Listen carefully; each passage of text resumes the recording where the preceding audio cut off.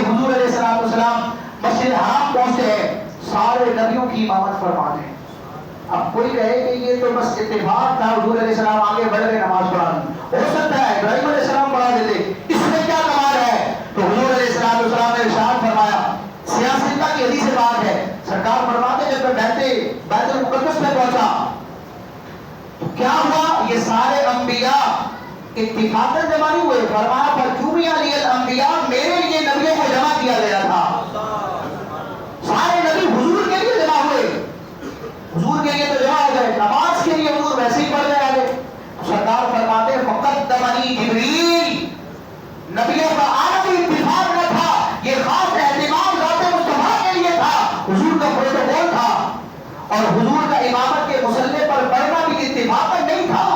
وحی الہی کے امین سید الملائکہ جبریل امین جو کہ رب کے حکم کی نافرمانی نہیں کرتے، یہ وہی کرتے ہیں جو کرنے کا رب حکم فرماتا ہے۔ فَقَدَّمَنِي جبریل، جبریل نے مجھے آگے بڑھایا، حَتَّى أَمَمْتُهُمْ، یہاں تک کہ میں نے نبیوں کی امامت فرمائی۔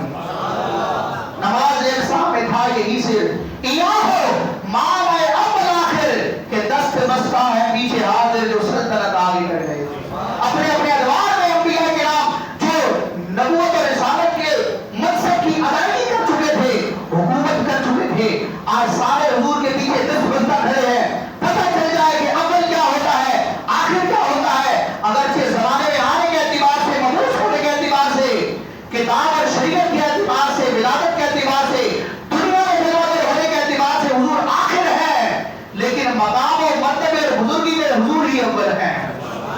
آگے فرماتے ہیں نماز ایک سال یہ راز تھا، پتہ چل جائے اول کیا ہوتا ہے، آخر کیا ہوتا ہے۔ اول بھی ذات مصطفیٰ ہے، آخر بھی ذات مصطفیٰ ہے۔ نماز ایک سال میں تھا یہی صرف یہاں معنی اول آخر کہ دست بستہ ہے پیچھے حاضر جو سلطنت آگے کر گئے۔